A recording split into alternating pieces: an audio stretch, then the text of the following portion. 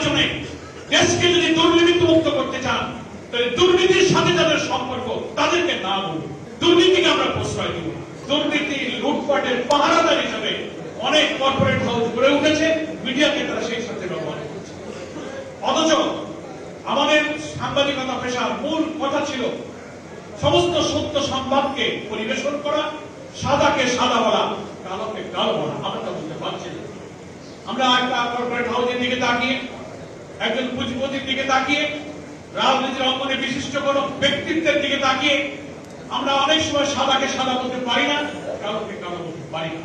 আমরা সব কিন্তু একটা অন্ধকারের ধোঁয়ার মধ্যে ঘুরপাক খাচ্ছি। আজকে এই বার্ষিক সাধারণ সভায় আমার আবেদন থাকবে, নতুন বাংলাদেশ গঠন করতে গেলে সাংবাদিকতার এই মহান পেশার ঐতিহ্য, সোনালী অতীত, যারা এখান থেকে বিদায় হয়েছেন অনেকের নাম আজকে এই স্মরণিকায় স্মরণ করা হয়েছে, সমস্ত রক্তচক্রী উপেক্ষা করে সাংবাদিকতার মহান পেশাকে উজ্জীবিত করার জন্য তারা তিলে তিলে ত্যাগ স্বীকার করে জাতির কাছে অবিস্মরণীয় হয়ে রয়েছে। এখনকার যারা সাংবাদিক নেতৃবৃন্দ আছেন, আমরা আমারও সাংবাদিকতা পেশার সাথে কিছুদিন সম্পৃক্ত থাকার সুবাদে আমার মধ্যে এই ব্যাপারে একটা আবেগ তৈরি হয় যে আজকে সাংবাদিকরা যদি অনেক কিছুই স্বার্থ তারা ত্যাগ করেন, কম খেয়ে কম করে স্বার্থ ত্যাগ করে জাতির জন্য ত্যাগ প্রতীক্ষার উদাহরণ আপনারা তৈরি করেছেন। আসুন আমরা একটা নতুন বাংলাদেশ বিনির মানে জাতীয় ঐক্যের জন্য সবসময় পলিটিক্যাল লিডার আহ্বান জানান, আমরা সমস্ত বেড়াজাল ছিন্ন করে সেদিকেই আমাদের এই পেশাকে এগিয়ে নিয়ে যাওয়ার জন্য চেষ্টা করি।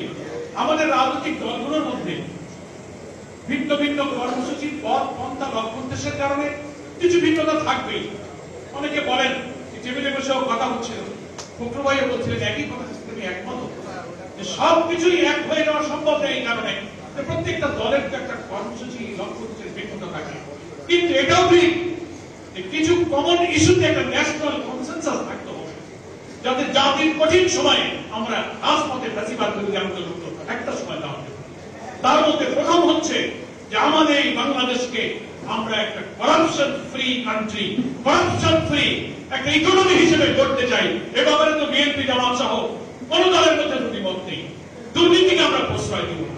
দুর্নীতি দমন কমিশন কালকে সরকার প্রধান উপদেষ্টা বলেছেন যে আগামী নির্বাচনে দেশকে যদি দুর্নীতি মুক্ত করতে চান তাহলে দুর্নীতির সাথে যাদের সম্পর্ক তাদেরকে না বলুন। এই দুর্নীতিবাজদের বিরুদ্ধে না বলার জাতীয় ঐক্যের ব্যাপারে কোন দলের মধ্যে দ্বিমত নাই। যদি আমরা একটু ফ্রেশ হতে পারি দেশটা ভালো থাকবে।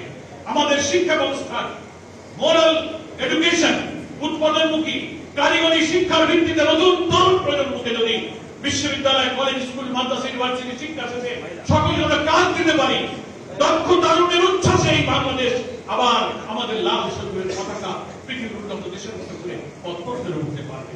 আমাদের আরো ঐক্যমত হতে পারে। আমরা একটা সোশ্যাল জাস্টিসের কথা বক্তৃতায় বলি, রাষ্ট্রের ক্ষমতায় যখন চাই তখন ভিন্ন মতের প্রতি দমন।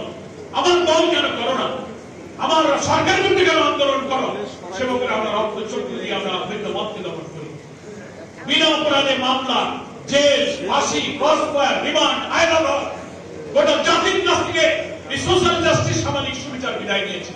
এই ব্যাপারে প্রত্যেক পলিটিক্যাল পার্টির মধ্যে একটা চিন্তার খুব প্রয়োজন যে আমরা ক্ষমতায় গেলেও আমরা ভিন্ন মতের প্রতি দমন করব না।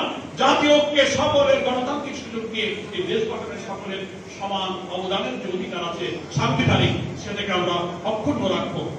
অর্থনীতি, শিল্প, ব্যবসা বাণিজ্য, ট্রেড ইউনিয়ন, কলকারখানা, আমদানি রপ্তানি, ট্রেড এক্সপোর্ট ইম্পোর্টের চাকাকে সচল রাখার জন্য যে একটা কনজিনিয়ার অ্যাটমসফিয়ার প্রয়োজন, সহায়ক পরিবেশ প্রয়োজন, যে কোনো মূল্যে যে কোনো দলের কমিটমেন্ট হওয়া উচিত যে আমরা রাষ্ট্রের দায়িত্বে গেলে শিল্প, অর্থনীতি, ব্যবসা বাণিজ্যকে সহায়ক রাখবো।